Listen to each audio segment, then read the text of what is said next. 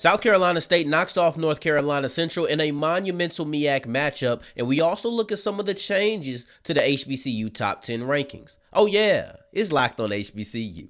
Play my music. You are Locked on HBCU, your daily podcast covering HBCU sports. Part of the Locked On Podcast Network, your team every day.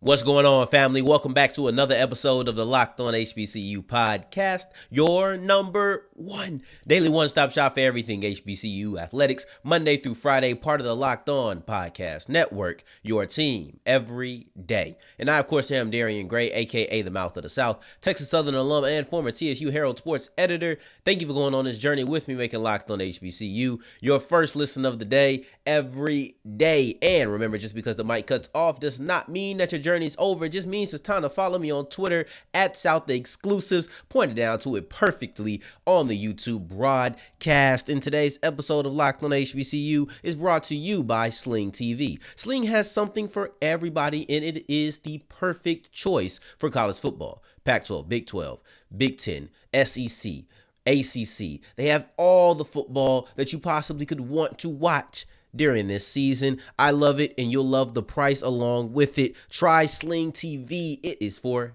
everyone. Now, I want to talk about the monumental MEAC matchup that I came up with that little alliteration right before we got going with today's episode. I thought this game was amazing.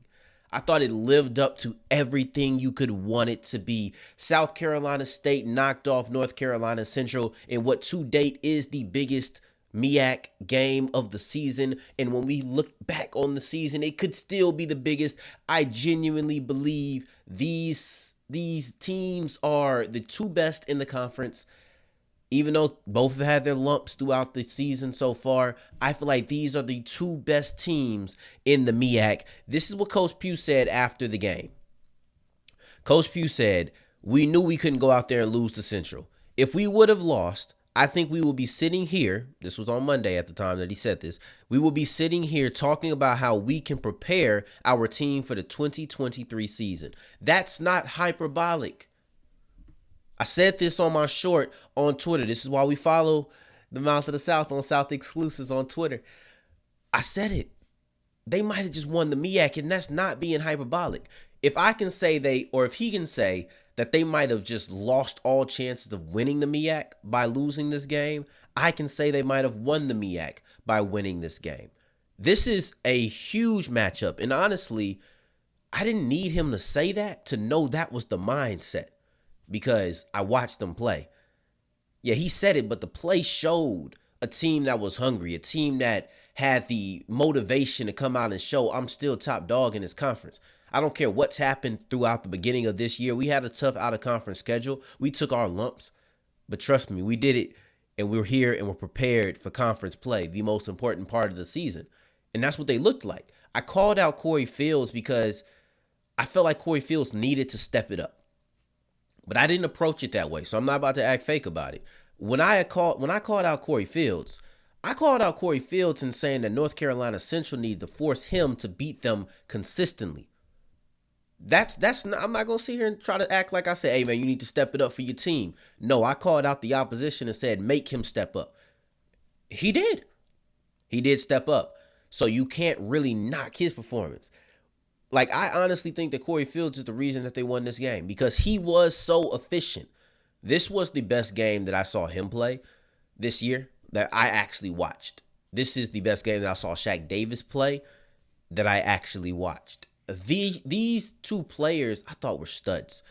You know, I thought that Fields did a great job distributing the ball. This is another thing that Coach Pugh said. He said that Corey gave us some dimension on offense and allowed our team to keep the ball away from Central. He made some great plays and was able to complete passes to a number of different receivers, which helped keep the defense off balance. I can elaborate, which I'm going to, but I can't sum it up any better than that. Corey Fields was really good on Saturday, guys, and he really impressed me. I was thoroughly impressed with everybody, but I want to focus on him because I focused on him on Friday, or on Thursday, excuse me. This guy, I felt like he showed poise. I felt like he hit the deep ball with really good accuracy. He probably could have had 3 touchdowns, to be honest. Shaq Davis could have had 3 touchdowns. This was a really good game, and the reason I say it was Shaq Davis's best game is because he was active, early, often, and effective. I felt like they needed to make sure he was a part of the early game plan and making sure he got flowing. He had 2 big plays. He had the game-winning touchdown. If I'm not mistaken, I think he had the last touchdown of the game. I think that was his second touchdown. This is the game that I've been looking for out of Shaq Davis. And I finally got to see it. No one big play carrying it. No, he consistently worked to get his 6 for 116. And the communication that they had deep really allowed for Kendrell Flowers to flourish. And I don't mean in the running game. I mean through the passing game. That was Fields' best 2 targets, right? He completed passes to 9 different receivers, but those 2 were the best because he had the big plays to Shaq Davis. Then when it came time for Kendrell Flowers, he operated underneath. And both did it so effectively, you couldn't forget about the other. So it couldn't be, all right, I'm just going to play deep because even when he checks down to Flowers, it's not effective. It wasn't, I'm just going to crunch my defense down because we're not really worried about the deep shot. He's not hitting it accurately. He's not hitting it often. No, everything was on point. This was a great performance. And I also felt like North Carolina Central struggled to get out of their own way. They had 5 red zone drives, only scored twice. Multiple missed field goal attempts, right? So they also had a touchdown that was taken away from penalty or by penalty. That then resulted in a missed field goal attempt. And Davius Richard, that last interception, Dwayne Nichols did his thing. That was a great play. Don't get me wrong. That was an inexcusable interception. I don't say this to take away from Nichols' play at all. But that was an inexcusable turnover, especially from a quarterback of his caliber. You're down 2 points on the 10-yard line. And you forced the ball. It wasn't a break. He was there. It was well covered. That was Dwayne Nichols' great part. And then making the catch. He didn't have to make a great play on the ball. It was a boneheaded mistake from a player who I believe is much better than that.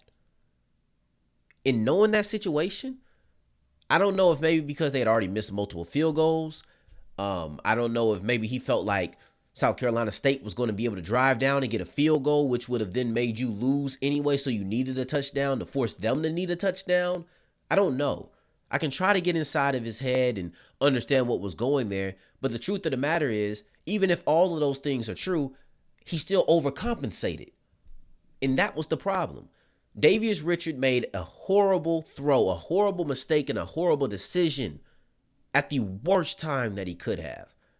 And honestly, that was, after, even with everything that had happened, that really cost them the game. Yes, they got the ball back, but you were already at the 10-yard line. And of all of the times that they struggled in the red zone, that by far was the most costly mistake. And this right here, for me, when I look at South Carolina State, for South Carolina State, this was a big game. South Carolina State needed this game. The coach knew it. The players played like it. The fans felt it. They tried to rush the field before the game was even officially over. Coach Pugh was like, I don't know how to feel. I wanted to tell them, come on, but they couldn't do it. This was the environment that we got to witness on Saturday. This was a great game. No, matter of fact, this was a big game, and it felt like it from start to finish, top to bottom. And now South Carolina State has come out victorious. They are the top dog in the MEAC still. But what now? And that's the question that we're going to answer going forward with Locked On HBCU. Before we do that, I would love to tell you about SimpliSafe, because for less than $1, less than one George Washington every single day, you can have 24/7 monitoring. That's all day, every day. Peace of mind. For less than $1, you can have a peace of mind and know that you and your family is safe. Can I stop there? I'll elaborate for you, but I think we can legitimately stop there because that's all I needed to hear. And U.S. News voted them the #1 home security system in the nation. Athletes rise and fall throughout the ranks. We're going to talk about that today. But SimpliSafe is always on top when it comes to being economically efficient. And then also when it comes to security. And those are two things I value highly. That's why I use SimpliSafe myself. Now I want to give you a little bit of a code though, right? Because this is where we really get you, right? You can get 40% off your order when you go to simplisafe.com/lockedoncollege, where you can customize the perfect system for your home in just a few minutes. And remember, there is no safe like SimpliSafe. As we keep on rolling on today's episode of Locked on HBCU, I appreciate you for making us your first listen of the day. Every day, I love being a part of your daily routine.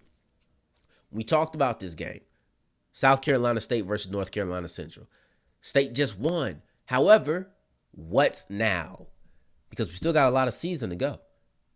Clearly, South Carolina State is the team to beat. There's no question about it. These were the two best teams in this conference, and they faced off. I'd be a fool. Yes, I did have Central at number 1. I'd be a fool if I didn't now move number 2 up to number 1. They just beat 1, right? I mean, if the number 2 team in the nation beats the number 1 team in the nation, when the rankings come out, who do you think is going to be the number 1 team in the nation? Just that simple. South Carolina State has earned this. South Carolina State deserves it. And they showed last year that they can have a rough start, but when it's time to kick it in, they kick it in. This might be a very similar case. Once again, I'm not saying you want to go through that every year where you start rough and then heat it back. You don't want to do that, but they've shown that they can do it. And I'll just say this year starting as if they are going to do it, right? So Central can still win. I mean, technically they can still win the MEAC. It's just a long shot. But I want to talk about who really is South Carolina State's competition.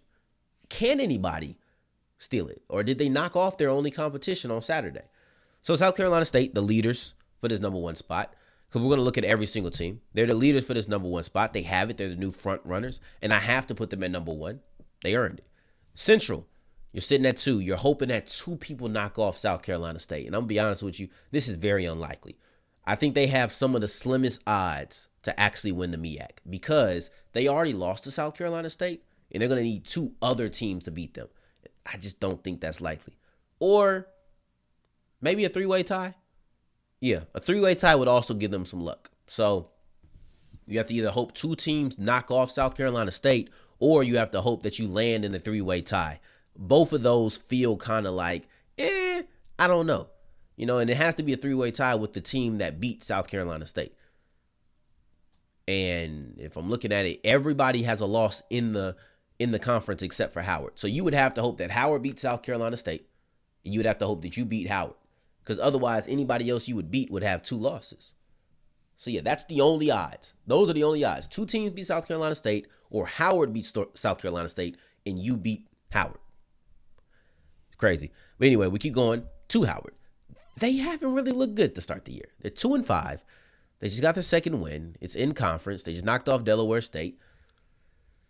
But they've looked rough to start the year, and I just struggle to put them as a real contender to South Carolina State. Mind you, things change, teams form, and maybe they're getting into their groove now. I mean, South Carolina State's prime example of a team that can struggle. But I just felt like they were struggling against FBS opponents like UCF, South Carolina. Like that's what it felt like to me. While Howard was struggling against Hampton, Alabama State. Those are the teams they were struggling against. So it's kind of hard for me to say they had a tough out-of-state or out-of-conference schedule when the truth is they're playing teams that are on their level and they're just not competing like that, you know? So it's hard for me to then flip and say that they're going to be better than South Carolina State, but they have to groove, and they might be grooving. You look at Norfolk State, or, you know, let's go to Delaware State and just work our way on down. Delaware State screams middle of the pack to me. For the most part, they alternate wins and losses. They had 2 back-to-back wins prior to losing their last game. But for the most part, it's win-loss, win-loss.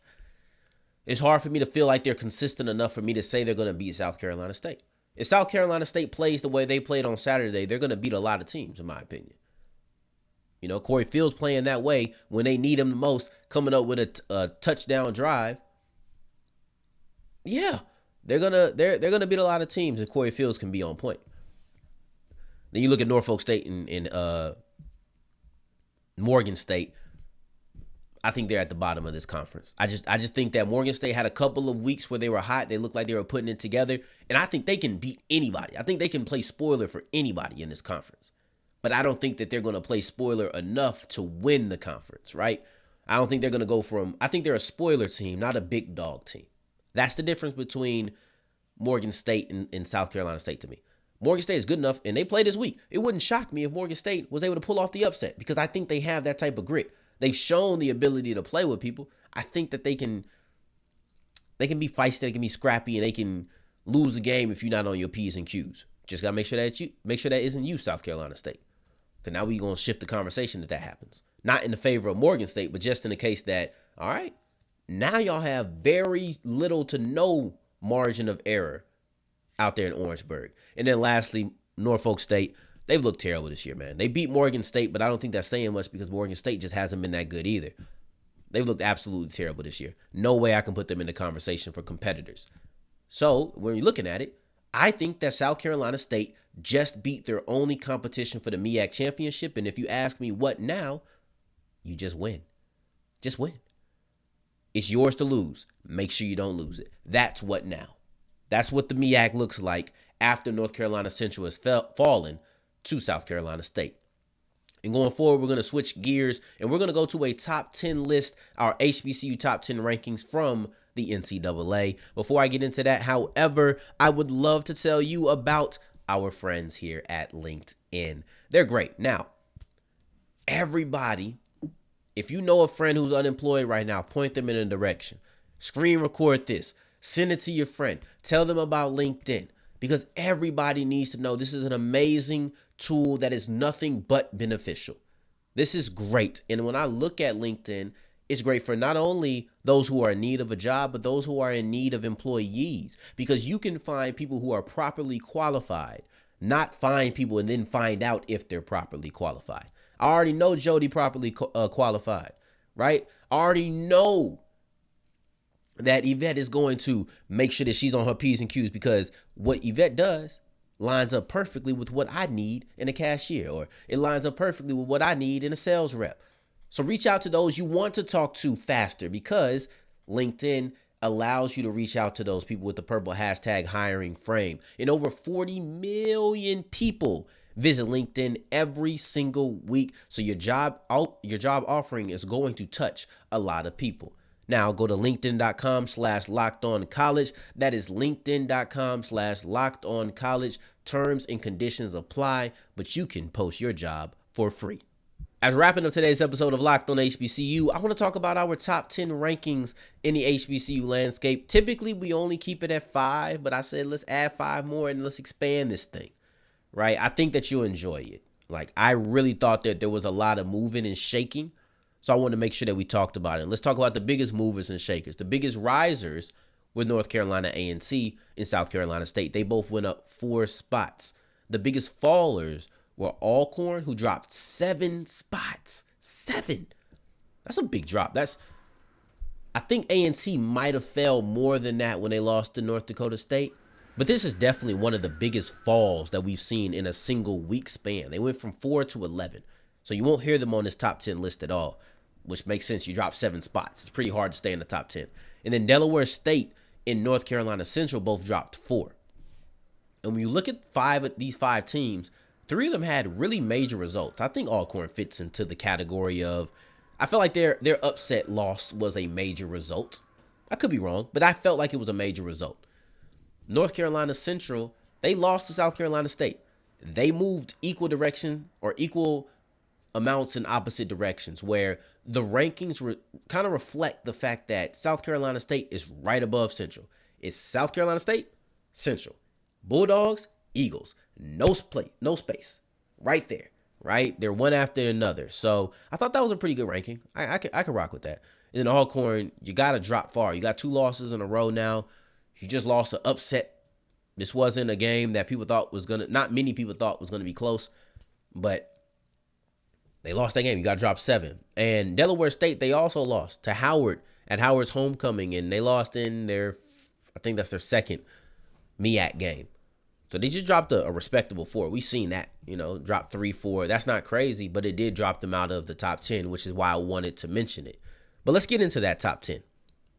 Jackson State is at number 1. It's been 1, probably will stay 1 for the rest of the year. Like I think they're the best HBCU team. They just got to make sure they handle their business all the way throughout the year. But I think they're the best team in the HBCU landscape, period. Southern's at number 2.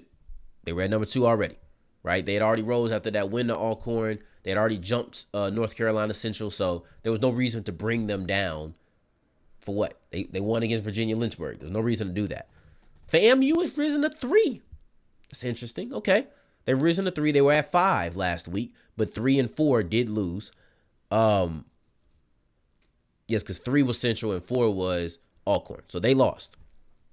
So they rise up. Prairie View rises up as well. They went from 6 to 4. Nothing to lose their spot. And then in comes North Carolina A&T, and I've loved to see them rise.